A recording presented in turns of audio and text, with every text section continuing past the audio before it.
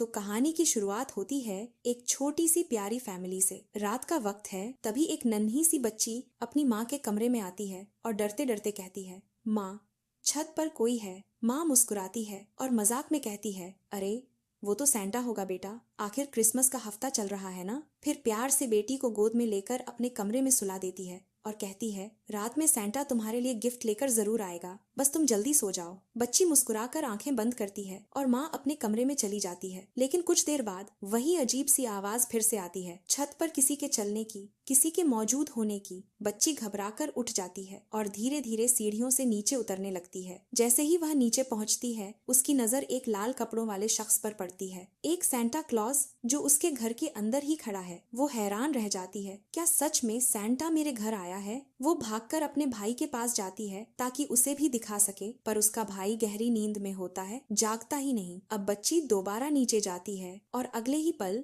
वो सैंटा अपने बैग में से तोहफा नहीं बल्कि एक बड़ा सा हथियार निकालता है। और तभी हमें एहसास होता है, ये खिलौने बांटने वाला सैंटा नहीं बल्कि लोगों को काटने वाला पागल जोकर आर्ट द क्लाउन है।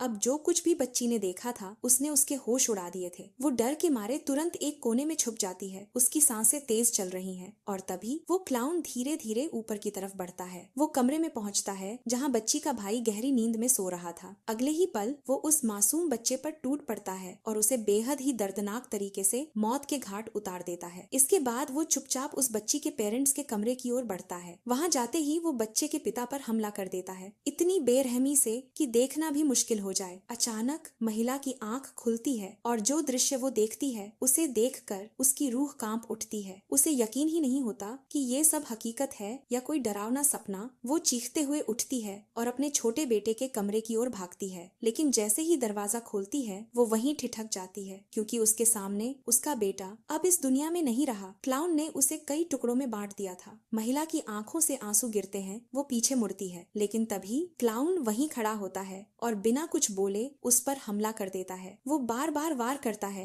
लगातार करता रहता है, जब तक कि उसकी सांसें हमेशा के लिए बंद नहीं हो जाती। घर में अब सन्नाटा है, हर तरफ खून ही खून है और बीच में वो पागल क्लाउन जो जोर जोर से हंस रहा है, जैसे कुछ हुआ ही ना हो, जैसे ये सब उसके लिए कोई खेल हो। क्लाउन अब धीरे धीरे किचन की तरफ बढ़ता है, जहाँ मेज पर बच्चे द्वारा रखे गए कुछ कुकीज और दूध का गिलास रखा होता है। वो ठंडी मुस्कान के साथ उन कुकीज को उठाता है और खाने लगता है, लेकिन तभी कहीं अंदर से एक हल्की सी आवाज आती है। वो दरअसल उस छोटी बच्ची की थी जो डर के मारे अंदर एक अलमारी में छुपी हुई थी। क्लाउन की नजर तुरंत उस दिशा में जाती है। उसका चेहरा और भी डरावना हो जाता है। वो धीरे धीरे आगे बढ़ता है और अलमारी का दरवाजा खोलता है और अगले ही पल वो बच्ची भी अब जिंदा नहीं रहती। अब हमें दिखाया जाता है 5 साल पहले का एक सीन। एक पुलिस ऑफिसर उस पुरानी जगह की जांच कर रहा था, वही जगह जहां सिएना ने उस पागल क्लाउन को मारा था। वो चारों तरफ सुराग ढूंढ रहा था, लेकिन अचानक पीछे से कोई आता है और पल भर में उसका सर उसके शरीर से अलग कर देता है। वो और कोई नहीं, वही आर्ट द क्लाउन था जो वापस लौट आया था। पुलिस वाले को मारने के बाद वो हॉस्पिटल की ओर बढ़ता है जहां उसकी अगली शिकार विक्टोरिया थी। वो हॉस्पिटल के एक स्टाफ को भी जान से मार देता है और फिर विक्टोरिया को लेकर भाग निकलता है। अगले ही पल दोनों एक ट्रेन में बैठे दिखाई देते हैं, क्लाउन और विक्टोरिया। उसी समय एक आदमी अंदर आता है जिसने नकली जोकर का सूट पहना हुआ होता है। वो इन दोनों को देखकर जोर जोर से हंसने लगता है। उसे क्या पता था कि अब उसकी हंसी उसकी आखिरी हंसी होगी। क्लाउन गुस्से में उठता है और पल भर में उस आदमी को मौत के घाट उतार देता है। फिर उसी का सूट पहन लेता है और विक्टोरिया को लेकर निकल पड़ता है अपने अड्डे की ओर। वो जगह थी एक पुरानी टूटी फूटी बिल्डिंग जहां अब से फिर शुरू होने वाला था खून और आतंक का खेल, जहां वो क्लाउन यानी आर्ट द क्लाउन एक पुरानी कुर्सी पर बैठा हुआ है। उसका चेहरा पूरी तरह फीका पड़ा है, जैसे किसी मुर्दे की लाश हो। वहीं दूसरी तरफ विक्टोरिया एक पुराने टब में जाकर बैठ जाती है। दोनों पूरी तरह शांत हैं, मानो कोई लंबी नींद सोने जा रहे हो। और वाकई ये आराम कुछ मिनटों का नहीं बल्कि पूरे 5 सालों का था। 5 साल बाद हम पहुंचते हैं प्रेजेंट डे में। यहाँ हम देखते हैं सिएना के अंकल को जो हॉस्पिटल में उसे लेने आए हैं। सिएना को मानसिक रूप से अस्थिर घोषित किया गया था क्योंकि उस पर आर्ट द क्लाउन के केस की जांच चल रही थी, लेकिन अब धीरे धीरे वह ठीक हो चुकी थी, इसलिए उसे अस्पताल से छुट्टी दे दी गई थी। सिएना जब घर लौटती है तो उसके चेहरे पर हल्की मुस्कान होती है। वह सबसे पहले अपने अंकल की बेटी गैबी से मिलती है, फिर अपनी आंटी एंजेला से। घर में खुशी का माहौल है। आखिर 5 साल बाद उनकी सिएना वापस आई थी, लेकिन उसी समय कहानी फिर लौटती है उस पुरानी बिल्डिंग की तरफ जहां इतने सालों से विक्टोरिया और क्लाउन सोए पड़े थे। अब उस जगह पर कुछ वर्कर आए हैं क्योंकि बिल्डिंग की मरम्मत और काम शुरू होने वाला था। दोनों के चेहरों पर डर साफ झलक रहा था क्योंकि उन्होंने भी आर्ट द क्लाउन की कहानी सुन रखी थी। वो अंदर जाते हैं और मुआयना करने के लिए अलग अलग दिशाओं में बट जाते हैं। एक आदमी गलती से उसी कमरे में पहुंच जाता है जहां क्लाउन बैठा था और दूसरा उस कमरे में जहां विक्टोरिया थी। अचानक दोनों के सामने आंखें खुल जाती हैं। क्लाउन और विक्टोरिया धीरे धीरे उठते हैं और उनके चेहरे पर वो पुरानी वही पागल मुस्कान लौट आती है। 5 सालों की नींद के बाद अब उन्हें फिर से खून की प्यास महसूस हो रही थी और अगले ही पल वो दोनों मिलकर उन बेचारों वर्करों को बेरहमी से जान से मार देते हैं। हर वार के बाद उनकी हंसी गूंजती है जैसे वो मौत के इस खेल का आनंद ले रहे हों। सीन अब बदलता है। हम देखते हैं कि सिएना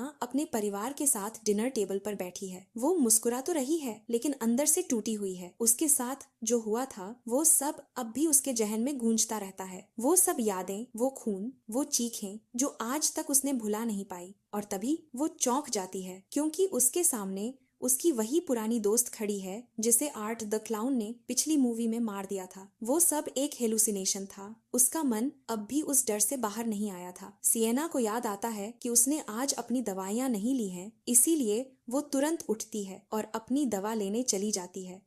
अब सीन कट होता है और हम देखते हैं सिएना को, जो अपनी दवाई खाने के बाद अपने भाई जोनाथन को कॉल करती है। काफी समय बाद वो दोनों बात कर रहे थे। सिएना अपने भाई से कहती है, मैं वापस आ गई हूँ, अंकल के घर पर हूँ, तुमसे मिलना चाहती हूँ। जोनाथन थोड़ी देर चुप रहता है। वो कहता है, ठीक है, स्कूल से छुट्टी के बाद मैं तुमसे मिलूंगा। लेकिन उसके लहजे से साफ झलक रहा था कि वो अब भी नाराज है। शायद सिएना की हरकतें वो अब तक नहीं भूल पाया था। अब सीन शिफ्ट होता है और कैमरा हमें फिर से उस खौफनाक जोड़ी की तरफ ले जाता है, क्लाउन और विक्टोरिया। यहाँ क्लाउन कुछ अजीब सा बना रहा था, एक मशीन जो किसी भी इंसान को पलक झपकते फ्रीज कर सकती थी। वो अपने नए हथियार को देखकर खुशी से पागल हुआ जा रहा था। उसके चेहरे पर वो ही शैतानी मुस्कान फिर लौट आई थी। इसके बाद सीन बदलता है। क्लाउन पहुंच चुका था एक बार में जहाँ कुछ लोग पार्टी कर रहे थे। लाइट्स, म्यूजिक और हंसी ठिठोली के बीच क्लाउन भी अब पार्टी का हिस्सा बन चुका था। वो सैंटा को देखता है और एक अजीब सी हंसी उसके चेहरे पर फैल जाती है। उसे देखकर सैंटा भी खुश हो जाता है, लेकिन उसे क्या पता कि उसकी हंसी अब उसकी आखिरी हंसी साबित होने वाली है। क्लाउन को देखकर वो लोग सोचते हैं, चलो कोई तो है जो हमारी पार्टी में रंग जमाएगा। वो क्लाउन को ड्रिंक ऑफर करते हैं। क्लाउन भी मुस्कुराता है और बिना कुछ बोले ड्रिंक को पी जाता है, लेकिन अगले ही पल सब सन्न रह जाते हैं। क्लाउन अचानक सैंटा के ऊपर टॉयलेट कर देता है। सैंटा गुस्से से लाल हो जाता है। वो उठकर क्लाउन को धक्का देता है, उसे मारने लगता है। बाकी लोग भी मिलकर क्लाउन को धकेल देते हैं, उसका सारा सामान फेंक देते हैं और चिल्लाते हैं, अबे निकल यहाँ से।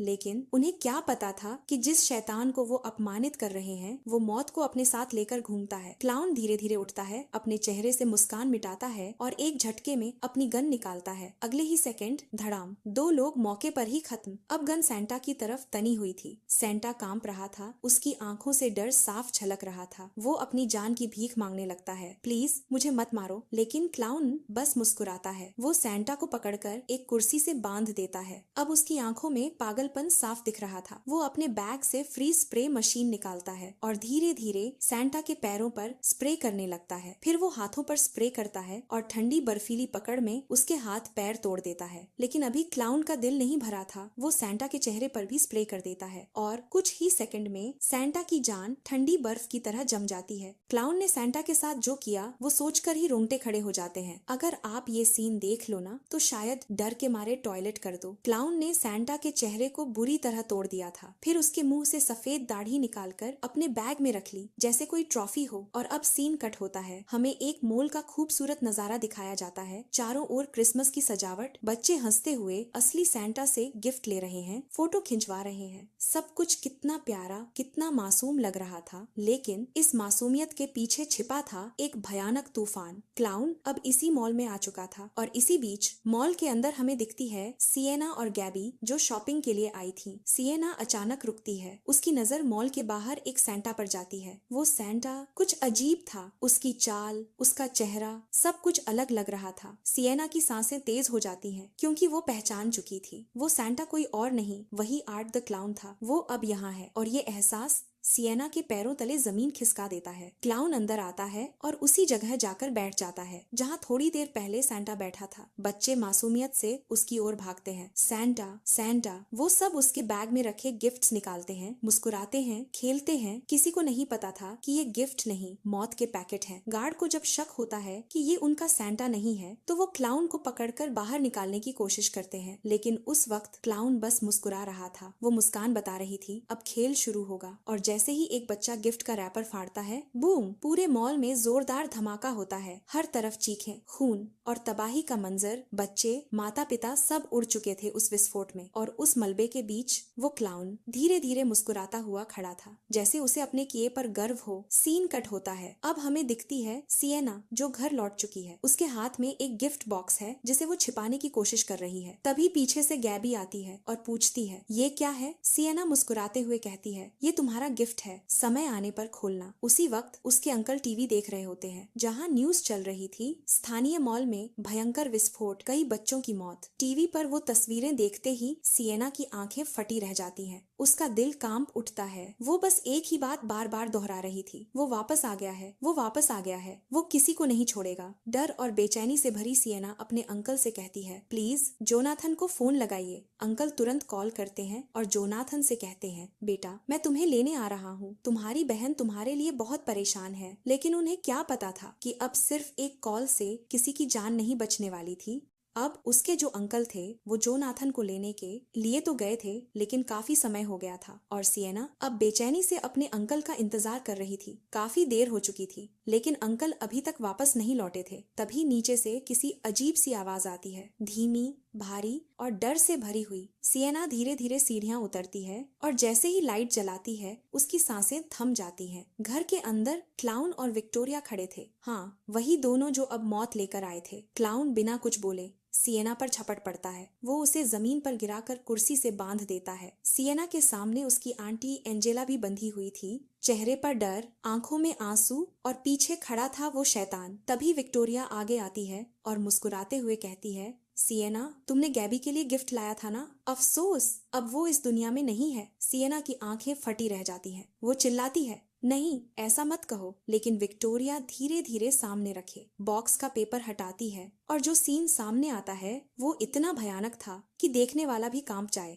वो बॉक्स किसी गिफ्ट का नहीं बल्कि गैबी के शव का था। उसका चेहरा चमड़ी से पूरी तरह उखड़ा हुआ था, इतना कि पहचानना भी मुश्किल था। सिएना की चीख पूरे घर में गूंज उठती है, लेकिन क्लाउन को इससे कोई फर्क नहीं पड़ता। वो आगे बढ़ता है और अब निशाना बनती है एंजेला। वो कांच की बोतल उठाता है, धीरे से उसके मुंह में डालता है और फिर पीछे से पूरी ताकत से हथौड़ा मारता है। एक पल में सब खत्म। खून कमरे की दीवारों पर छिटक जाता है। अब कमरे में सिर्फ दो लोग बचे थे, सिएना और विक्टोरिया। विक्टोरिया उसके पास आती है और फुसफुसाते हुए कहती है मुझे तुम्हारा शरीर बहुत पसंद है सिएना, और मैं उसे अपना बनाना चाहती हूँ, लेकिन उससे पहले तुम्हारे लिए एक सरप्राइज है। वो इशारा करती है और पीछे से क्लाउन गैबी को लेकर आता है, अपने हाथों में एक कंकाल लिए हुए। सिएना डर से कांप उठती है, लेकिन तभी क्लाउन उस कंकाल पर चश्मा रखता है। सिएना की आंखों से आंसू निकल पड़ते हैं। वो एकदम सुन्न होकर देखती रह जाती है, क्योंकि अब उसे सब समझ आ गया था। वो कंकाल किसी और का नहीं, उसके भाई जोनाथन का था। उसका सबसे प्यारा भाई, जिसके लिए वो हर दिन प्रार्थना करती थी, अब बस एक ठंडी हड्डियों का ढांचा बन चुका था। और सामने खड़े थे वही दो दरिंदे।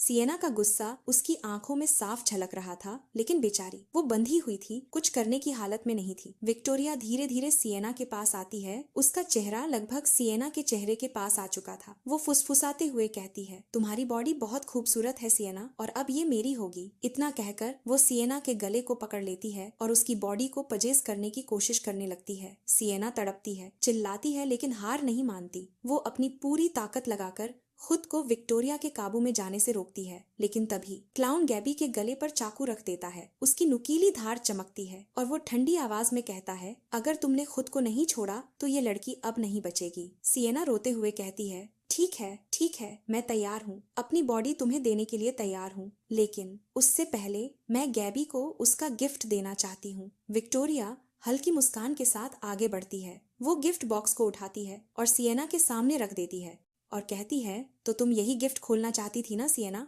लो अपने हाथों से खोलो। सिएना कांपते हुए अपने हाथों से बॉक्स खोलती है और अंदर से निकलती है वही जादुई तलवार जिसे उसने अपने पिता की याद में संभाल कर रखा था। वो गुस्से से चीखती है और तलवार को उठाकर क्लाउन पर टूट पड़ती है। एक के बाद एक वार करती है, पहले क्लाउन के सीने पर, फिर विक्टोरिया के ऊपर। खून चारों तरफ बिखर जाता है। विक्टोरिया जमीन पर गिर जाती है और उसकी सांसें रुक जाती हैं। लेकिन तभी क्लाउन जमीन से उठता है। उसके हाथ में अब चेन सॉ था। वो पागलों की तरह सिएना पर हमला करता है। कमरा एक बार फिर चीखों से गूंज उठता है। दोनों के बीच मौत की लड़ाई शुरू हो जाती है। सिएना अपनी पूरी ताकत लगाती है। हर वार में अपने भाई की मौत का गुस्सा, अपनी माँ की याद और गैबी की जान बचाने की कोशिश छिपी थी। इसी बीच विक्टोरिया भागने की कोशिश करती है। वो हिल के दरवाजे को खोल देती है, लेकिन गैबी गलती से फिसल जाती है और नीचे गिरने लगती है। सिएना भागकर उसे पकड़ने की कोशिश करती है, लेकिन वो उसे नहीं बचा पाती। गैबी नीचे गिर जाती है। कुछ पल के लिए माहौल एकदम शांत हो जाता है। सिएना धीरे धीरे उठती है। चारों तरफ सिर्फ सन्नाटा और खून फैला हुआ था। लेकिन जब वो कमरे के बीच में देखती है, क्लाउन और विक्टोरिया